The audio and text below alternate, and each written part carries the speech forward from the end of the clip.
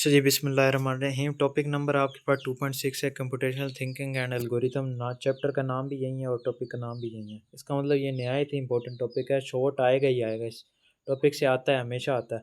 यहाँ तक कि हमने फर्स्ट ईयर सेकंड ईयर में भी ये टॉपिक पढ़ा है, 9 में भी आता है ये टॉपिक। शॉर्ट क्वेश्चन में पूछे जा सकते हैं, लॉन्ग में भी आ सकता है, ज़्यादातर शॉर्ट में आता है। और ये प्रोग्रामिंग का, अगर आपने अपनी प्रोग्रामिंग अच्छी करनी है तो ये टॉपिक अंडरस्टैंड करना आपके लिए नहायत ज़रूरी है। तो पहले टॉपिक में मैं समझा चुका हूँ। जो पहला टॉपिक था आपके पास, उसमें मैंने समझाया था कंप्यूटेशनल थिंकिंग किसे कहते हैं। दोबारा समझा देता हूँ। यहाँ मैंने एक छोटे सा दिमाग बनाया। इसका मतलब ही ये है, ये टॉपिक थॉट प्रोसेसिंग पे है। ठीक है, तो टॉपिक नंबर 2.6 की तरफ चलते हैं। कंप्यूटेशनल थिंकिंग किसे कहते हैं?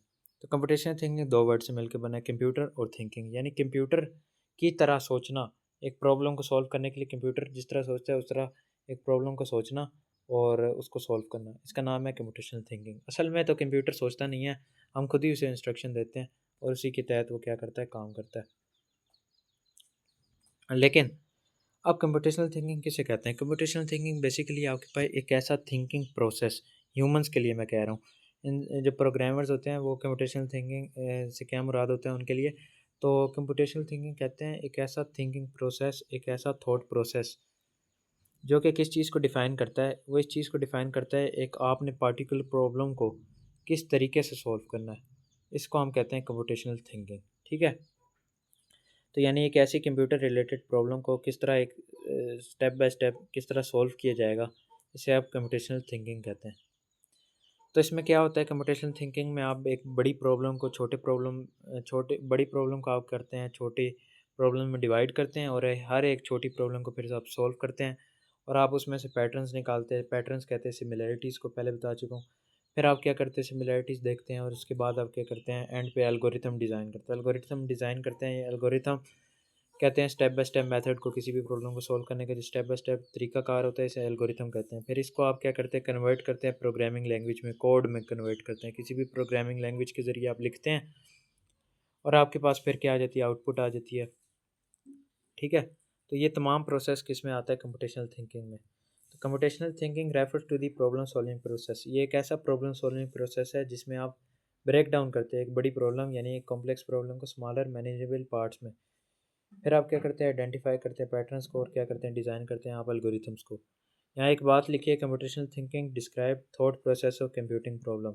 यानी ये एक थॉट प्रोसेस बताता है, एक प्रोग्रामर को ये बताता है कि अगर आपने एक प्रॉब्लम को सॉल्व करना है तो आप किस तरह सोचेंगे, आप किस तरह किन स्टेप्स के ज़रिए आप प्रॉब्लम को सॉल्व करेंगे, आपने क्या क्या करना है एक प्रॉब्लम को सॉल्व करने के लिए, बड़ी प्रॉब्लम को आपने किस तरह देखना है। ज़ाहिर है तमाम प्रॉब्लम्स को आपने, आपका दिमाग भी तो इस तरह होना चाहिए कि आप एक प्रॉब्लम को जो है वो सॉल्व कर सकें। तो वो दिमाग कौन देगा मुझे? वो कंप्यूटेशनल थिंकिंग बताएगा। ठीक है? इस चीज़ को कंप्यूटेशनल थिंकिंग कहते हैं। तो कुछ प्रॉपर्टीज़ है कंप्यूटेशनल थिंकिंग की, इसी की डेफिनेशन के अंदर से ये निकलती हैं ये प्रॉपर्टीज़।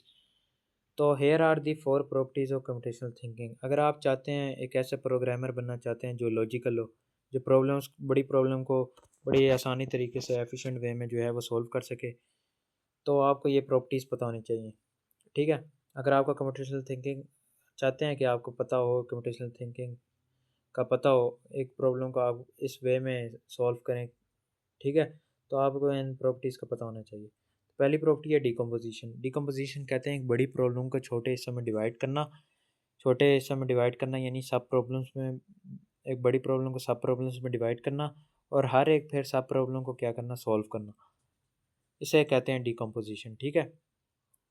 इस चीज़ को क्या कहते हैं, डिकम्पोजिशन कहते हैं। एग्जांपल देता हूँ, एक बड़ी गेम कंपनी है, वो क्या करती है, गेम डेवलप करती है।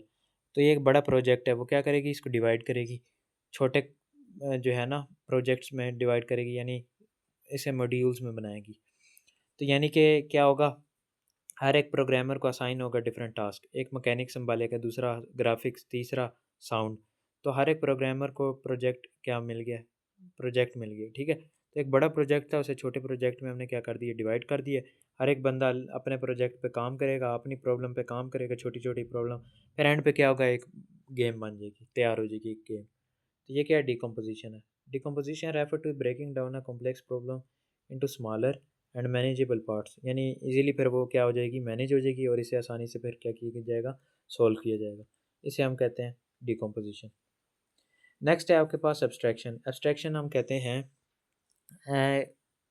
जो है ना इम्पोर्टेंट डिटेल्स। एक आपने प्रॉब्लम देखी है, प्रॉब्लम के कुछ हिस्से हैं, उसमें जो है ना वो हिस्से जो आपके लाइक, जो आपके ना, जो आपने जिस पे काम कर रहे हैं, जो आपके लिए इम्पोर्टेंट है, सिर्फ उस पे फोकस करना, इररेलेवेंट जो चीज़ें हैं उसको इग्नोर कर देना, इसे हम कहते हैं एब्स्ट्रैक्शन। अब ये एग्जांपल एक आपको मैं देता हूँ।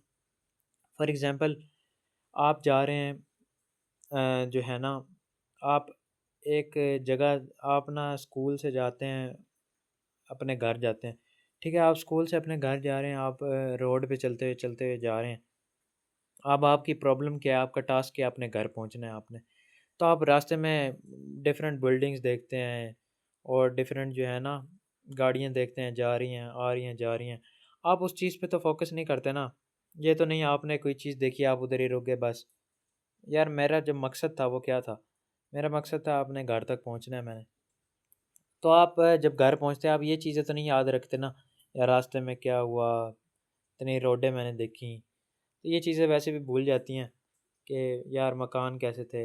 ये वो चीज़ें हैं, छोटी छोटी चीज़ें हैं, ये जो हैं इररेलेवेंट इन्फॉर्मेशन है। तो इररेलेवेंट इन्फॉर्मेशन आप क्या करते हैं, इग्नोर करते हैं, और रेलिवेंट इन्फॉर्मेशन सिर्फ लेते हैं। एक, अब इसको कंप्यूटर एग्जांपल से मैं इस तरह समझाता हूँ आपको। फॉर एग्जांपल एक सॉफ्टवेयर डिज़ाइनर है। सॉफ्टवेयर डिज़ाइनर कौन होता है, जो कि डिज़ाइन का काम करता है, सिर्फ इंटरफेस को लेता है। अच्छा, तो वो क्या कर रहा है, इंटरफेस एलिमेंट्स को चेक कर रहा है, यार ये बटन किधर आएगा। फॉर एग्जांपल एक मोबाइल स्क्रीन डिज़ाइन कर रहा है, वो देखेगा यार ये नेविगेशन बार जो है ये इधर आएगा, ये बटन इधर आएगा, इससे बैक होगा, इससे ये होगा, ठीक है। ऐप्स किधर आएंगे, तो यानी वायर फ्रेम वो डिज़ाइन कर रहा है, ऐप्स किधर आएंगे, वो इसका काम है। लेकिन वो ये चीज़ नहीं देखेगा यार इसका क्लिक होगा तो क्या होगा, उसका ये कंसर्न नहीं है। वो सिर्फ इंटरफेस के एलिमेंट संभाल रहा है, वो सिर्फ रंगीनियत को देख रहा है, वो पीछे वर्किंग को नहीं देखेगा। तो यानी सिर्फ उसके जो मेन फोकस था, उसका जो मेन पॉइंट था, सिर्फ उसने उस पे काम किया है। उसने जो उसकी चीज़ कंसर्न नहीं थी, जो उसके जो प्रोफेशन से जो ताल्लुक़ नहीं रखती थी चीज़, उसने उसे छोड़ दिया। तो यानी वो बैकएंड वो नहीं संभाल रहा, जो उसकी वर्किंग हो रही है उसको उसका नहीं पता, उसको मेन चीज़ का पता है। इसे हम क्या कहते हैं, एब्स्ट्रैक्शन कहते हैं। फॉर एग्ज़ाम्पल अगर आप एक गाड़ी चला रहे हैं, एक मैं 3 एग्ज़ाम्पल दे रहा हूँ, अब आपको पता लग जाएगा, आसानी से समझ आ जाएगी। फॉर एग्ज़ाम्पल अगर आप एक गाड़ी चला रहे हैं, रियल लाइफ़ में बात कर रहा हूँ, आप एक गाड़ी चला रहे हैं, आप थोड़ी ना इस चीज़ पे फ़ोकस करते हैं यार इसका गियर किस सिस्टम किस तरह वर्क कर रहा है, मैं गियर चला रहा हूँ पीछे क्या हो रहा है, इस चीज़ का आपको नहीं पता, मैकेनिक्स आपको नहीं पता, आपको सिर्फ पता है मैं चलाने से क्या हो रहा है। तो ये एब्स्ट्रैक्शन कहलाता है। सिर्फ आप focus, abstraction refer to focusing on essential detail. Essential detail से मुराद क्या होती है, important detail. While ignoring irrelevant information को आप क्या करते हैं, इग्नोर करते हैं। इस चीज़ को हम क्या कहते हैं, एब्स्ट्रैक्शन। फिर आता है पैटर्न रिकॉग्निशन। पैटर्न रिकॉग्निशन कहते हैं पैटर्न्स को आइडेंटिफाई करना, सिमिलैरिटीज़ को आइडेंटिफाई करना। जब भी आप किसी कॉम्प्लेक्स प्रॉब्लम को सॉल्व कर रहे होते हैं, हो सकता है उसके अंदर सिमिलैरिटीज़ पाई जाएँ, उसके अंदर क्या पाई जाएँ, सिमिलैरिटी पाई जाएँ। अब फॉर एग्ज़ाम्पल अगर मैं इसकी मिसाल दूँ, फॉर एग्ज़ाम्पल एक जो है ना बंदा है, वो ई-कॉमर्स से ताल्लुक़ रखता है, वो मार्केटिंग को सँभालता है, ठीक है? मार्केटिंग करता है वो, मार्केटिंग का काम करता है, वो डाटा साइंटिस्ट है। अब वो डाटा सँभाल रहा है, फॉर एग्ज़ाम्पल उसकी जो वेबसाइट है ना, उसकी वेबसाइट पे उसने देखा यार हफ़्ते में तो 7 दिन होते हैं, मंडे, फ्राइडे, सैटरडे, संडे ये वो वगैरह दिन है। तो उसने देखा यार मेरी वेबसाइट पे ना, मेरी जो जहाँ पे मैं अपने प्रोडक्ट्स बेच रहा हूँ, उस पे संडे के दिन जो है ना वो ज़्यादा लोग आते हैं, बजाय कि इसके बाकी दिनों के। तो उसने देखा यार संडे को ज़्यादा लोग आ रहे हैं, तो ये उसने क्या किया, एक पैटर्न आइडेंटिफ़ाई किया। उन 7 दिनों में संडे ही ऐसा दिन मिला है, तो यानी हर संडे को क्या हो रहा है, ज़्यादा लोग आ रहे हैं। तो ये क्या है, सिमिलैरिटी है। तो यानी तमाम दिनों में कौन से दिन ज़्यादा आ रहे हैं लोग, संडे के दिन आ रहे हैं, तो उसे पैटर्न मिल गया। उसने देखा ये सिमिलैरिटी, ठीक है? फिर इस चीज़ को अपने काम में ला सकता है, वो ऐसी चीज़ें बना सकता है, वो सेल लगा देगा हो सकता है संडे को, ताकि और लोग आएँ। तो ये चीज़ें हैं, ठीक है? इस चीज़ को हम कहते हैं पैटर्न रिकॉग्निशन, सिमिलैरिटी होना प्रॉब्लम सॉल्व करते वक़्त। Pattern recognition refer to identifying trends और similarities among the problem that helps to formulate solutions. इस चीज़ को हम कहते हैं पैटर्न रिकॉग्निशन। उम्मीद है समझ आ गई होगी इस चीज़ की। या एक और एग्जांपल देता हूँ आपको पैटर्न रिकॉग्निशन की। और आपको पता है 1 महीने में 30 दिन होते हैं। आप देखते हैं आपके इलाके में हर जुम्मे को बारिश हो रही है, तो आपको पैटर्न मिल गया है। अब फिर इससे आप मुख्तलिफ डिसीजन ले सकते हैं। आप कहेंगे यार इस दिन मैं ट्रिप पे जाऊँगा, इस दिन ये करूँगा ये करूँगा, तो आपको एक पैटर्न मिल गया। इस चीज़ को हम पैटर्न्स बोलते हैं, ठीक है। तो सिमिलैरिटी होगी है। अगला है आपके पास एल्गोरिथम डिज़ाइन। ये मेन स्टेप होता है, आखिरी स्टेप होता है। इसमें आप क्या करते हैं, एक एल्गोरिथम तैयार करते हैं, स्टेप बाय स्टेप मेथड तैयार करते हैं, जिसमें आप एक प्रॉब्लम को सॉल्व करते हैं। स्टेप बाय स्टेप मेथड तैयार करते हैं। एक प्रोग्रामर क्या करता है, एक programmer step by step method तैयार करते हैं एक प्रॉब्लम को क्या करने के लिए, सॉल्व करने के लिए। फिर इस एल्गोरिथम को वो क्या करता है, इम्प्लीमेंट करता है। पहले बता चुका हूँ, कॉम्प्लेक्स प्रॉब्लम के लिए 6 स्टेप्स होते हैं, वो आपने देख लेने हैं। फिर वो क्या करता है, इम्प्लीमेंट करता है किसी भी प्रोग्रामिंग लैंग्वेज के ज़रिए। फिर इसे क्या करता है, वो सॉल्व करता है। ये कहलाता है एल्गोरिथम डिज़ाइन। इस तरह एक प्रॉब्लम को क्या किया जाता है, सॉल्व किया जाता है।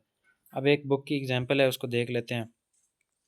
जिसमें अच्छा फॉर एग्जांपल आप क्या करना चाह रहे हैं, एक छोटी सी गेम, कंप्यूटर गेम डेवलप करना चाह रहे हैं। तो आपकी कंप्यूटेशनल थिंकिंग प्रॉपर्टी किस तरह अपनाएंगी, यानी आप किस तरह सोचेंगे इस प्रॉब्लम को सॉल्व करने के लिए। तो मैं पहले एक गेम का ओवरव्यू दिखा देता हूँ, किस तरह की गेम है। इस तरह की गेम है, हो सकता है ये छोटे मोबाइल पे शायद आपने खेली हो। ये इस तरह की गेम है। ये बंदा है आपके पास, ये आपके पास मेन प्लेयर है। क्या है, ये प्लेयर है। ये प्लेयर है, ये इधर से जाता जाता जाएगा जाएगा ऊपर जाएगा, सीढ़ियाँ चढ़ेगा। आगे एनिमी है इसकी, 6 एनिमीज़ हैं इसकी। ये फिर इसने मेन लोकेशन, इसने इधर पहुंचना है, इधर मेन लोकेशन पे पहुंचना है। तो किस तरह पहुंचेगा, ये वो तमाम प्रॉपर्टीज़ हम देखते हैं किस तरह अप्लाई हो रही हैं। अब बता रहे हैं रियल लाइफ में इनका काम क्या है। तो डिकम्पोजिशन किस तरह इस्तेमाल होगा। आपने जब इस प्रॉब्लम को देखा, यार ये मेन प्लेयर है, ये किस तरह पहुंचेगा, इसने पहुंचना किधर है, ठीक है। और ये किस तरह अपने लेवल को कंप्लीट करेगा। जब आपने ये बात सोच ली ना, तो आपका पहला स्टेप हो ही गया। आपकी तमाम पूरी प्रॉब्लम डिवाइड हो गई है, आपकी छोटे समय बदल गई है। अब आप आसानी से प्रॉब्लम सॉल्व कर सकते हो। ज़ाहिर है आपको एक मेन चीज़ पता लग गई है, तो आपने क्या किया, इस प्रॉब्लम को डिवाइड कर दिया। तो ये क्या डिफाइन कर रहा है, where to go, how to complete level. ये बंदा किस तरह कंप्लीट करेगा लेवल, तो ये चीज़ आ गई है। फिर एब्स्ट्रैक्शन आता है। एब्स्ट्रैक्शन का मतलब ये फोकस करेगा नेसेसरी डिटेल्स पे, यानी आपने गेम में कौन कौन सी चीज़ें, मेन चीज़ें डालनी हैं। आपने ज़ाहिर है स्टेयर्स इंक्लूड करेंगे, सीढ़ियाँ डालेंगे, एनिमीज़ डालेंगे, ये ऑब्जेक्ट्स डालेंगे जिसका इस्तेमाल करके, फॉर एग्जांपल ये दरवाजे तक पहुंचना है, ये चाबी होगी, ये ऑब्जेक्ट्स होंगे। अब इसमें अननेसेसरी डिटेल पे तो फोकस नहीं करेगा ना, यानी ये गेम ऐसी है, वो इसमें बारिश ले आए, यार ये अननेसेसरी डिटेल है, इस पर फोकस नहीं करेगा वो। इसमें एरोप्लेन ले आए, जहाज़ ले आए, क्या फ़जूल चीज़ लगेगी। तो यानी वो फ़जूल चीज़ है भाई, मुझे ये चीज़ नहीं करनी। मैंने एक सिंपल सी गेम तैयार करनी है, ठीक है। मैं ये फ़जूल चीज़ें नहीं डाल सकता, मेरा फोकस इस पर नहीं होना चाहिए, ठीक है। तो ये मेन चीज़ें हैं। इसके बाद स्कोर शो कराना, ठीक है। टॉप स्कोर कितना है ये शो कराना। तो ये क्या है, मेन चीज़ें। फोकस करना सिर्फ मेन चीज़ है, फोकस ऑन नेसेसरी डिटेल। अब वो कौन सी हो सकती है नेसेसरी डिटेल, एनिमी हो सकती है, लोकेशन हो सकती है, एग्जिट वाली लोकेशन हो सकती है, यानी जहाँ पे आपने पहुँचना है। अननेसेसरी डिटेल में क्या चीज़ें आ जाती हैं, वेदर आ जाता है, एरोप्लेन आ जाती है। ये नहीं, ये फजूल चीज़ें हैं, इस पर हमारा टाइम नहीं ज़ाया करना हमने इस पर, ठीक है। पैटर्न रिकॉग्निशन की बात करते हैं। पैटर्न रिकॉग्निशन, अब आप देखें इस गेम में आपको क्या चीज़ सिमिलर दिख रही है। आपको दिख रहे होंगे स्टेयर सिमिलर हैं, इसके अलावा आपको दिख रहा होगा यार ये एनिमी सिमिलर है। अब एनिमीज़ क्या हैं, आप देखेंगे यार ये तमाम जो एनिमीज़ हैं सेम तरीके से मूव कर रही हैं, इधर उधर सेम तरीके से, सेम अंदाज़ है इनका मूव करने का। और ये प्लेयर क्या कर रहा है, इनसे फिर वो क्या करेगा, इधर उधर जाएगा, इनसे बचेगा, ठीक है। तो यानी 6 एनिमीज़ एक एनिमीज़ की तरह क्या कर रही हैं, काम कर रही हैं। तो एक एनिमी की तरह ये क्या कर रही है, काम कर रही हैं। तो वहीं मैंने लिखा है 6 enemy will be handled as single enemy. तो यानी तमाम 6 जो एनिमीज़ हैं, जो इस बंदे के दुश्मन है प्लेयर के, वो एक ही एनिमी की तरह क्या करेंगे, काम करेंगे। एंड पे क्या है, एल्गोरिथम डिज़ाइन, यानी मेन चीज़ वो क्या, फिर कोड पे आएगा। कोड क्या है आपके पास, क्या करेगा, स्टेप बाय स्टेप वो क्या करेगा, प्लान तैयार करेगा, कोडिंग लिखेगा। फिर ये बंदा किस तरह, प्लेयर आपके पास मूव किस तरह करेगा, साउंड किस तरह डालेगा, ये वो तमाम चीज़ें एल्गोरिथम डिज़ाइन में आ जाएंगी, ठीक है। स्टेप बाय स्टेप प्लान, जैसे कि writing steps for player movement. तो ये चीज़, तो ये आपके पास वीडियो गेम बनाने वाली आपको पता लग गई होगी, ठीक है। ये सिंपल सा प्रोजेक्ट था, ठीक है। इसमें मैंने बता दिया किस तरह कंप्यूटेशनल थिंकिंग प्रॉपर्टी अप्लाई होती है। इंपॉर्टेंट लॉन्ग क्वेश्चन भी है, शॉर्ट भी हैं, दोनों तरीके से। आप लॉन्ग के लिए तैयार करेंगे, ज़ाहिर है शॉर्ट के लिए तैयार हो ही जाएगा। उम्मीद है टॉपिक 2.6 की समझ आ गई होगी। मूव करते हैं इंशाल्लाह नेक्स्ट लेक्चर में, तब तक के लिए अल्लाह हाफ़िज़।